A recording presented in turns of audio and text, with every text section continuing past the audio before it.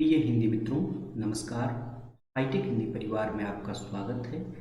एक नई महत्वपूर्ण वीडियो के साथ आज हम पुनः उपस्थित हैं और आज के इस वीडियो में हम चर्चा करने वाले हैं रीतिकाल के कुछ महत्वपूर्ण ऐसे प्रश्नों पर जो आपको परीक्षा में बहुत डाउट जिन प्रश्नों से होते हैं, ऐसे प्रश्नों की हम चर्चा करने वाले हैं। ये सीरीज लगातार चल रही है और आज इस सीरीज का ये तीसरा वीडियो है। तो आइए इसके कुछ महत्वपूर्ण प्रश्नों को देखते हैं। पहला प्रश्न है, बहुत कन्फ्यूजन क्रिएट करता है कि रीतिकाल का प्रवर्तक किस कवि या आचार्य को माना जाता है। ये प्रश्न जो है परीक्षा में बार बार समस्या उत्पन्न करता है। तो एक बार हम इस प्रश्न को देखते हैं। भगीरथ मिश्र, तथ्य है भगीरथ मिश्र जो है इन्होंने रीतिकाल का प्रवर्तक किसको माना है? आचार्य केशवदास को रीतिकाल का प्रवर्तक माना है। ये बात हमको ध्यान रखना है कि किस विद्वान ने किस कवि को माना है। परीक्षा में प्रश्न आपसे यही पूछा जाता है। तो भगीरथ मिश्र ये नाम विद्वान है और इन्होंने किसको माना है? रीतिकाल के महत्वपूर्ण आचार्य केशवदास को हिंदी का प्रवर्तक आचार्य माना है। केशवदास की खास बात है कि उन्होंने जो है रीतिकाल की जो परंपरा चल रही थी वह संस्कृत से हिंदी में लाने का काम किसने किया था? केशवदास ने किया था। इनका जन्म 1555 और मृत्यु 1617 के करीब करीब हुई थी। आप सबको पता है संस्कृत के विद्वान थे और ओरछा नरेश जो है महाराज राम सिंह के जो भाई थे इंद्रजीत सिंह, उनकी सभा में ये महत्वपूर्ण कवि थे। 7 ग्रंथ इन्होंने लिखे हैं। कौन कौन से ग्रंथ लिखे हैं आप कमेंट करके हमें बताइएगा। केशवदास के महत्वपूर्ण ग्रंथों के नाम। केशव का जो महत्व है वो इस बात में है कि उन्होंने संस्कृत साहित्य में निरूपित काव्यांगों पर हिंदी में विचार किया। ये एक महत्वपूर्ण बात है। दूसरा जो महत्वपूर्ण तथ्य है वो है विश्वनाथ प्रसाद मिश्र ने रीतिकाल का प्रवर्तक किसको माना है? तो इन्होंने भी रीतिकाल का प्रवर्तक आचार्य केशवदास को ही माना है। आचार्य रामचंद्र शुक्ल, यहाँ थोड़ा सा अंतर है। आचार्य रामचंद्र शुक्ल जिन्होंने हिंदी साहित्य का इतिहास लिखा 1929 में, 1940 में जिसका परिवर्धित परिष्कृत संस्करण आता है। यह पुस्तक नागरी प्रचारणी सभा से छपी थी और हिंदी शब्द सागर की भूमिका के रूप में लिखी गई थी हिंदी साहित्य का विकास शीर्षक से। याद रखिएगा, हिंदी साहित्य का विकास। आचार्य रामचंद्र शुक्ल ने रीतिकाल का प्रवर्तक आचार्य किसको माना है? तो इसका सही उत्तर होगा चिंतामणि। चिंतामणि ने रीति को, रीति किसे कहते हैं? रीति कहते हैं वामन ने, जिन्होंने रीति पर सबसे ज्यादा चर्चा की है। वामन ने कहा विशिष्ट पद रचना रीति। रीति का मतलब होता है विशिष्ट पद रचना, काव्य प्रणाली या वह तरीका जिससे जो है काव्य की रचना की जाती है। रीति, रीति को क्या कहा है? काव्य का स्वभाव कहा है। किसने कहा है? चिंतामणि ने रीति को काव्य का स्वभाव कहा है। ये प्रश्न परीक्षा में बहुत कंफ्यूज करता है। ये डाउट हमारा क्लियर होना चाहिए कि काव्य का स्वभाव किसने कहा है? रीति को चिंतामणि ने कहा है। देव ने रीतिकाल को काव्य का द्वार कहा है। देव, दा से देव, दा से द्वार, याद रखिएगा आप लोग। देव ने रीतिकाल को काव्य का द्वार कहा है। रस कविता को अंग भूषण है भूषण सकल। काव्य के संदर्भ में यह पंक्ति किसकी है? अब बार बार ये डाउट क्यों होगा?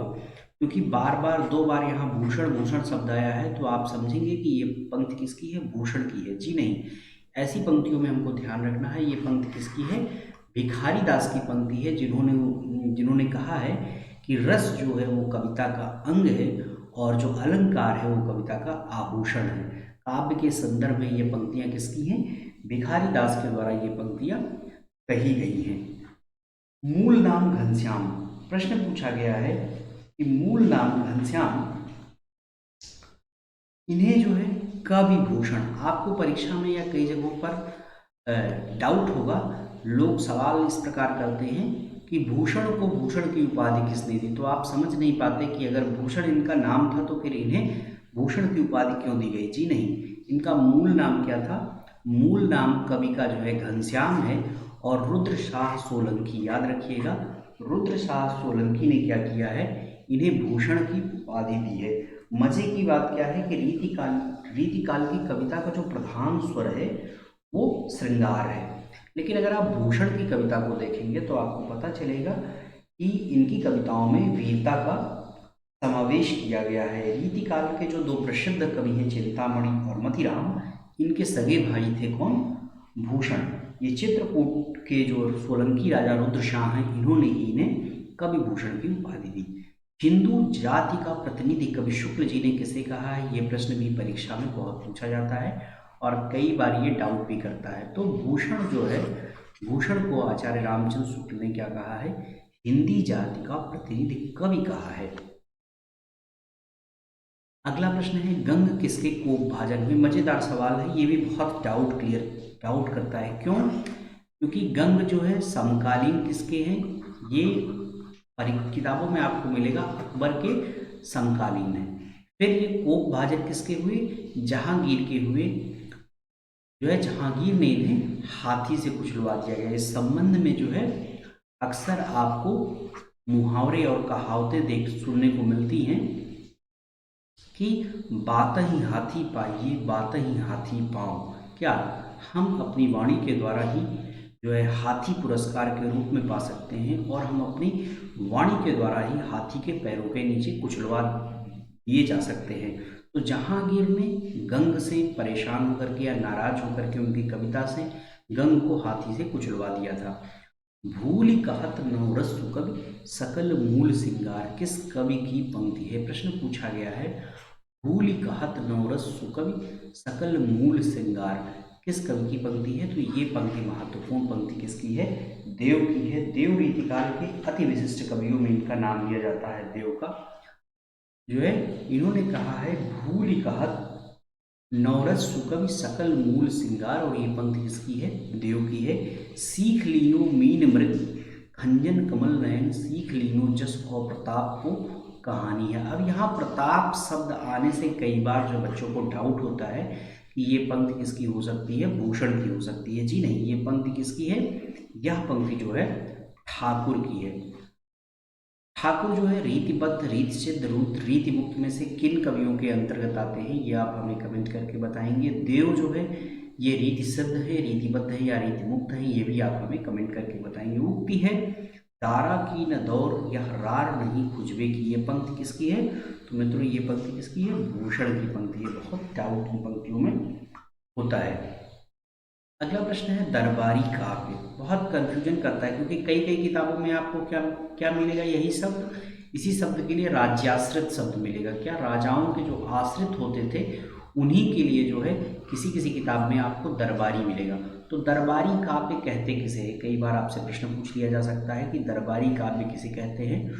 तो ऐसा काव्य जो आश्रयदाताओं की रुचि को ध्यान में रखकर उनकी कृपा प्राप्त करने के लिए रचा जाता है, वो क्या कहलाता है? दरबारी काव्य कहलाता है। इसमें क्या हो कि राजा की कृपा मिलेगी किसको? कवि को, और बदले में राजा को क्या मिलेगा? उस कविता के माध्यम से यश की प्राप्ति होगी। अधिकतर दरबारी काव्य जो आपको देखने को मिलेंगे वो किसमें होंगे? मुक्तक काव्य रीतिकाल की महत्वपूर्ण विशेषता है। इसमें मुक्तक काव्य खूब लिखे गए हैं और अलंकारों की प्रधानता रही है। रस के रूप में श्रृंगार रस आपको देखने को मिलता है। इसका मत है घनानंद, घनानंद कलाकार हैं कलावादी नहीं। बहुत महत्वपूर्ण लाइन है, घनानंद कलाकार हैं कलावादी नहीं। ये जो है महत्वपूर्ण कथन किसका है? डॉक्टर विश्वनाथ त्रिपाठी का ये महत्वपूर्ण कथन है। आन परे बहुतायत में एक लैन की बेदन जानो कहा तुम, घनानंद की इन पंक्तियों पर किसका प्रभाव है? प्रश्न पूछा गया है घनानंद की इन पंक्तियों पर किसका प्रभाव है? तो घनानंद पर सूफियों का प्रभाव था। किसका प्रभाव था? सूफियों का प्रभाव था। ये चीज हमें क्या करना है? ध्यान रखना है। तो इस प्रकार ये कुछ महत्वपूर्ण प्रश्न रहे। छोटे छोटे वीडियो में कम प्रश्न आपके लिए लेकर के हम आ रहे हैं। और होना क्या है कि ये जो भी प्रश्न आपके लिए आ रहे हैं, जिन प्रश्नों में डाउट होते हैं, वो डाउट इसी वीडियो में क्लियर होने हैं। ऐसे डाउट्स आपके हिंदी में कहीं क्लियर नहीं करवाए जाएंगे। किताबों को भी अगर आप पढ़ेंगे तो भी ये डाउट रह जाते हैं।